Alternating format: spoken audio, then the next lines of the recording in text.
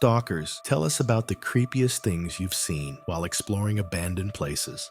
I lived in a disadvantaged neighborhood where there were many warehouses. Many people in the neighborhood were using substances. It wasn't creepy to live in such a place, but it was pretty scary. One day, my friend Marcus and I were wandering around an abandoned, unfinished building. We wanted to get to the roof, climbed up on a crane to about 2/3 of the height of the building, saw a window, and climbed in. We saw glimmers of light and figured someone had forgotten to turn off the spotlight. Suddenly, we heard voices and decided to get the hell out of there right away because it could have been the cops. As we were walking down the hallway to the window, some person appeared and yelled, "Who walks here?" My friend and I ran as fast as if our lives depended on it. They did depend on the speed of our running because we heard 4 deafening pops and clangs as we ran. I think it was some nervous junkie who was afraid we wanted to steal his dose, so he shot up to the floor to scare us. We quickly went down the tap, got on our bikes, and rode home.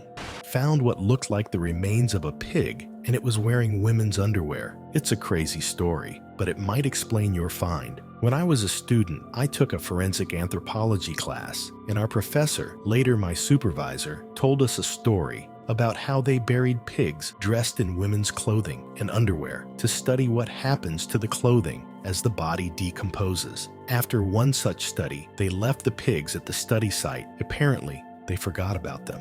I don't know exactly. Anyway, as the story continues, their building, which was outside of town, was to be converted into a shopping center. Naturally, the builders discovered the pigs, thought what the heck, and called the police. Fortunately, our professor was also a forensic scientist and cooperated with the police. He explained everything to them right away. I guess it was a strange day for the contractors.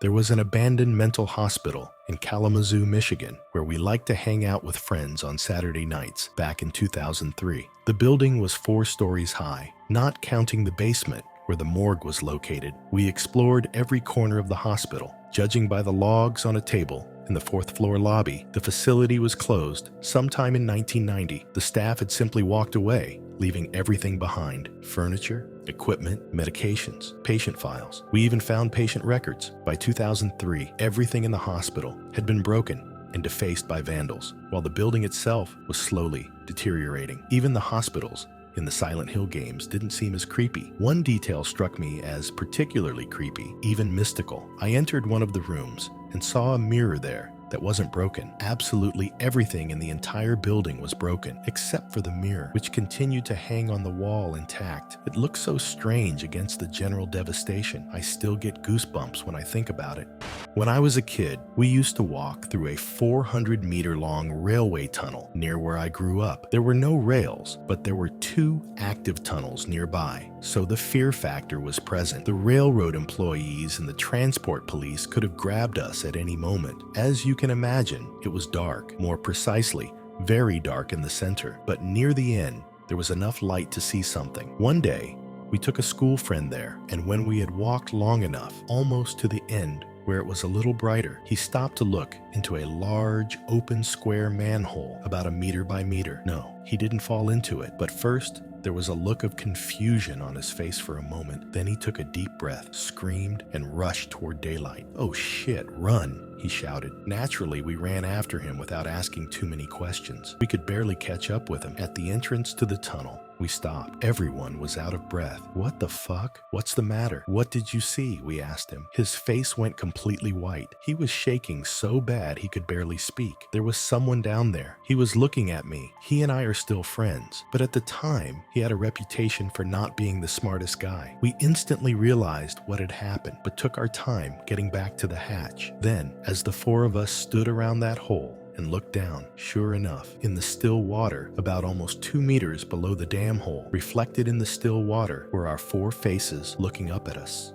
Every once in a while, a friend and I would get out to explore a building in the city. He usually prefers to wander around abandoned houses and mysterious factories. It's a great hobby for those who love history, photography, and asbest poisoning. But that day, he decided we should go to the abandoned hospital building. We went there just the two of us, deep into the evening, because it was much more interesting that way. Apparently, he'd never watched a horror movie. I wasn't really in the mood for this outing, but I agreed nonetheless, and we arrived at the place as it started to get dark. We snuck in through a window that someone had removed the frame from. As we entered, my friend announced our presence, as he always does, shouting loudly, "We're not cops. We're just exploring and photographing this place." He believes that by doing so, he is doing a favor to other city stalkers who might have been in the building at the same time, so that they won't be startled when they hear our footsteps. And I believe he is thus encouraging the vagrants who may be living in the place to take away the stupid teenagers' cameras. Despite my misgivings, nothing terrible happened. We walked around the entire building, explored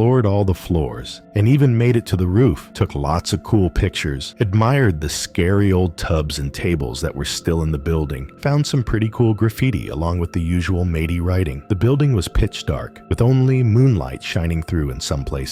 We could only see what the light from our phones shone on. Sometimes we could see the entire room in the instant the camera flash went off. Even though I continued to fear that someone would sew us up in there, I was glad I had gotten out. As we walked back to the window we had entered through, I felt almost no fear. We got to that room. I jumped out first, and my friend handed me the camera. The moment I took it and suddenly started climbing over the window, a soft voice sounded about 3 meters away in the back of the room. "Wait!" I looked at my friend and could barely make out a silhouette in the doorway of the room we'd come out of. I'm still ashamed of how I acted after that. I jumped away from the window with incredible strength and took my feet away from there very quickly, not stopping until I reached the road. Soon, a friend also came running. He ran fast, but not out of fear, but only to laugh at me. What had happened did not scare him at all, though he would certainly never have gone back there. I realized this story isn't that creepy, but what shocked me was that even though I was 100% sure we were alone in the entire building, it turned out I was wrong, even though no one made any noise but us. The fact that this man was waiting for us to get to the window horrified me, because I realized that he was probably following us when we were inside, listening to our conversations, peeking at what we were photographing, basically following us. Obviously, I haven't gone into abandoned buildings since then, at least not those built before WW1.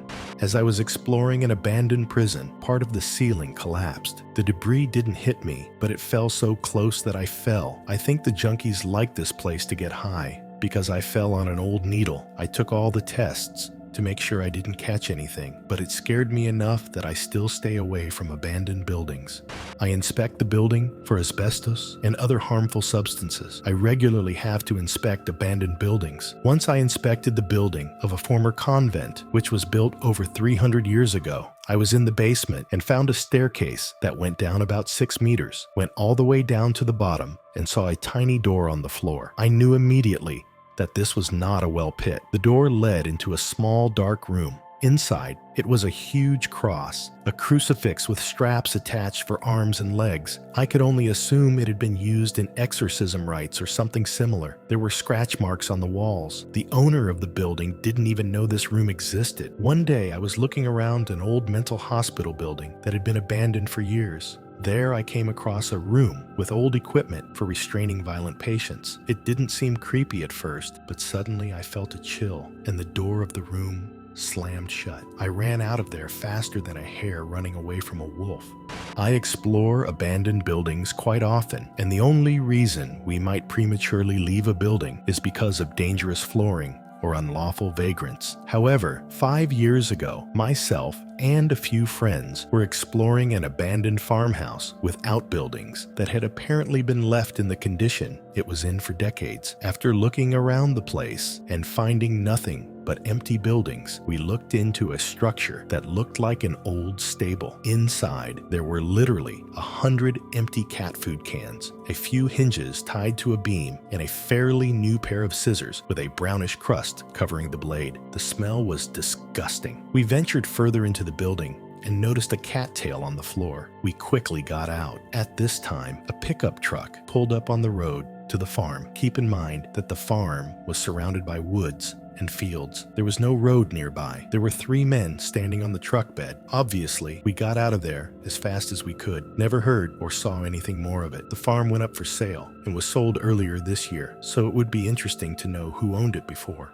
My husband and I and my college friends would sometimes climb over the fence of a huge, dark, abandoned warehouse and play a game of strike ball or paintball there. The warehouse was perfect for such games. Until the evening, we were there alone with my husband. It was raining, and he and I were making out on the stairs when we heard some noise. At first, we thought it was just rain and thunder, but soon enough, we realized it was someone's footsteps amplified by echoes. At first, the sounds came from the farthest and darkest corner of the warehouse, but got closer and closer. We shined the flashlight in that direction, but there was nothing there. No one and nothing, but the footsteps were getting even closer, pushing and jostling each other. We got out of there through the window closest to us. We never went there again.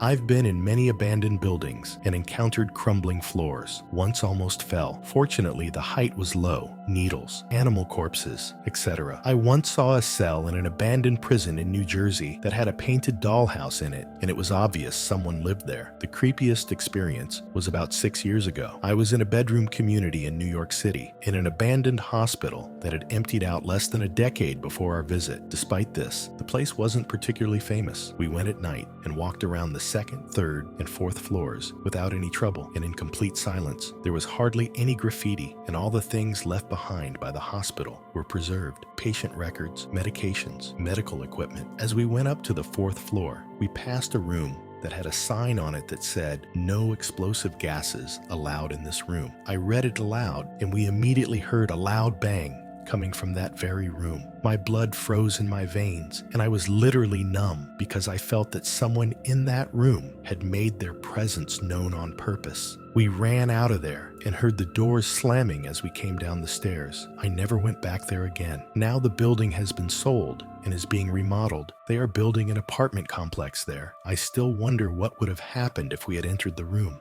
The scariest part was when I was in a huge fenced and abandoned warehouse and clearly heard the sound of human footsteps right above me. I had never run so fast in my life.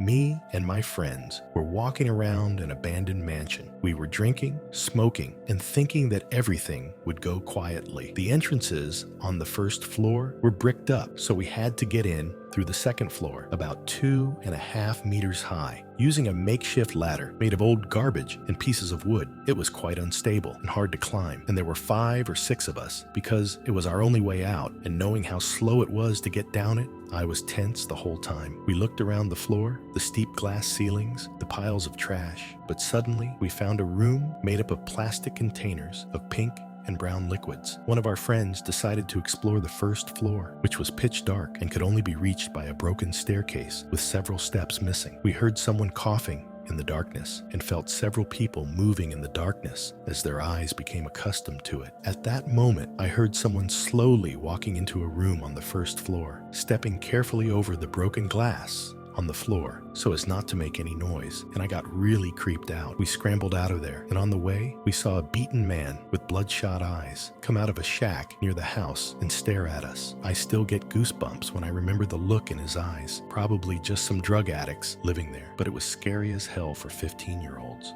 A plaque honoring those who died in an accident at an abandoned missile test site hidden deep in the woods. The facility was abandoned in the 1960s after this accident, a giant rocket engine test shaft surrounded by tunnel catacombs. When I discovered this place, I experienced an amazing adrenaline rush.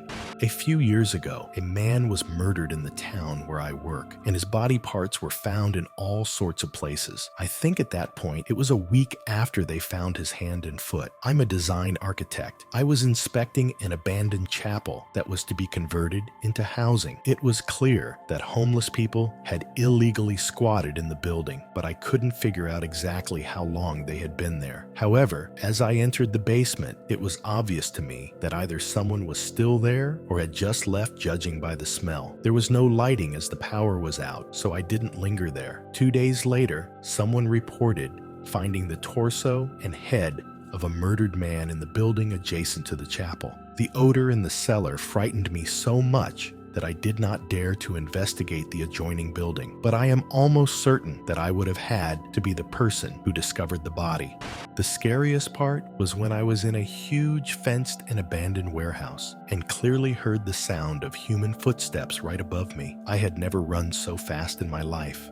We found a bottle with some kind of liquid in an abandoned auto cinema building. When we knocked it over, the asphalt suddenly went up in smoke and we all instantly got nosebleeds. We still don't know what it was, but we immediately scrambled away at that moment. There is a large abandoned factory near the center of our town that is regularly visited by teenagers. A friend of mine told me a story about how she and a group of friends were walking around the first floor in places almost in pitch darkness when they saw a lone chair in the middle of a large room. They started joking about how it looked like the place where a kidnapper used to tie up his victim. Just as suddenly, they heard the clinking of broken glass in the distance. They all looked at each other, turned around, and got the hell out of there.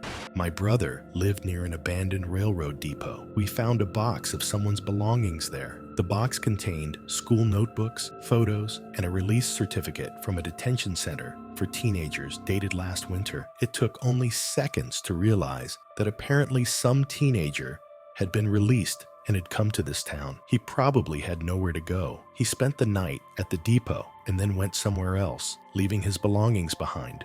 There was a coffin, a real coffin. We were in an abandoned factory owned by some rich family, and there was this one room with a bunch of personal effects, letters from the 50s, furniture, old photos, clothes, even booze. It was like someone lived there. In the middle of it all was a coffin. I swear, the room was dark. It was a summer afternoon. There was no electricity and we didn't have flashlights. My friend said, "We have to open this coffin. We can't leave until we do," and immediately lifted the lid. From the darkness, there was a sweet smell coming from the darkness. When my grandmother died, I was the one who found the corpse, and I remember it very well, so my heart stopped for a couple seconds. But the coffin was full of candles. There was a sweet smell coming from them.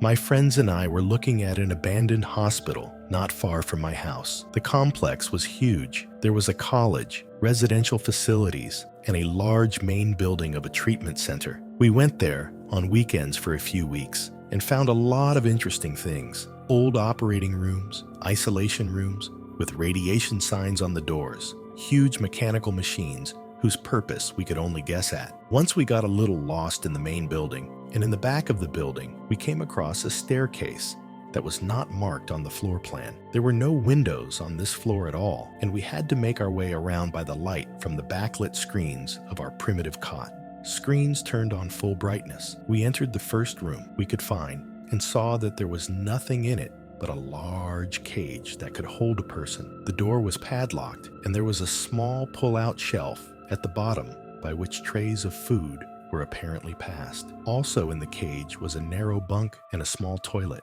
This startled us a little, and we suggested that perhaps it wasn't quite what it seemed. But then we went out into the hallway and looked into all the rooms. Each one had exactly the same cages set up. We quickly got the hell out of there. Unfortunately, the complex was already demolished at this point. I tried to look up some information, but I could only find out that the complex had once included a mental hospital as well. Apparently, these cells were for the most violent patients.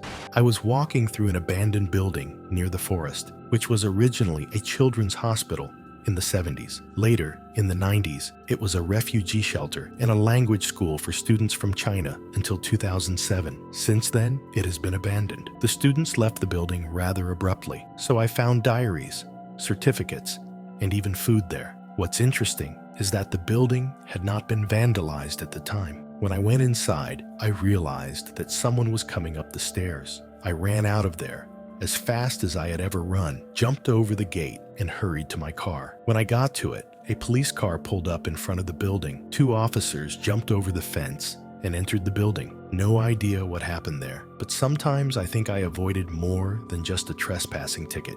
I was in Chernobyl last week, as you would expect. Total devastation. We visited a kindergarten building, and there I saw a rotting doll lying on a bed with its head on a pillow. It was especially creepy because when I noticed it, my companions had already left for another room, and I was left alone to examine the room more closely. I got goosebumps then.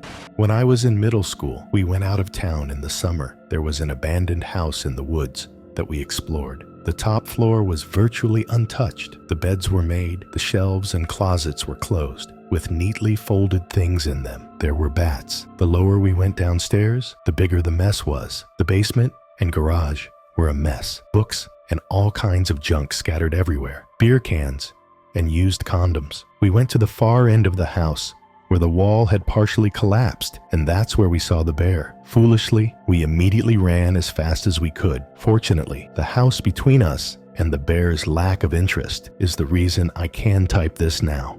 I live in Louisiana. One day, I was hanging around the French Quarter with a couple of friends, where we came across an abandoned bar. All the mirrors were broken. All the beer had turned to brown, cloudy crap. The building was so old that the floor creaked under our feet. I remember one of my friends tripping and knocking over one of the mugs of brown stuff, and suddenly we heard some noise from the direction of the bar and the stage. We got the hell out of there.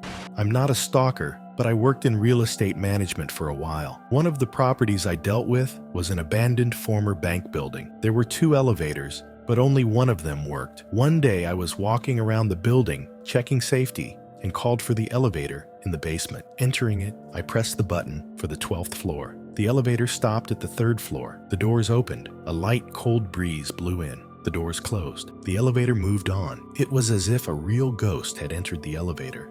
There's an abandoned missile silo northwest of Los Angeles. When I first went there, about 10 years ago, the hatches were still open. One day, a friend and I went down the hatch and started wandering around. The first thing that scared us were thousands of rattlesnakes. We found a spiral staircase and started climbing down in pitch darkness, lighting the way with 2 tiny flashlights. As I recall, we went down about 2 floors and found ourselves in a long hallway. We walked along it, and suddenly a white figure loomed from around the corner. We froze instantly. A beam of light from a flashlight illuminated her feet. We raised the flashlight and saw the face. It was a mannequin. Then we decided to fuck it all up and headed for the exit.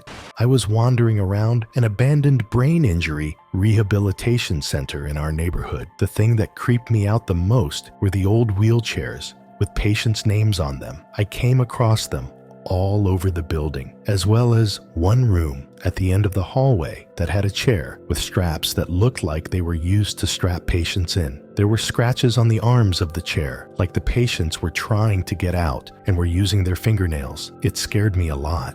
Thanks for watching. Comment with any creepy stories that have happened to you.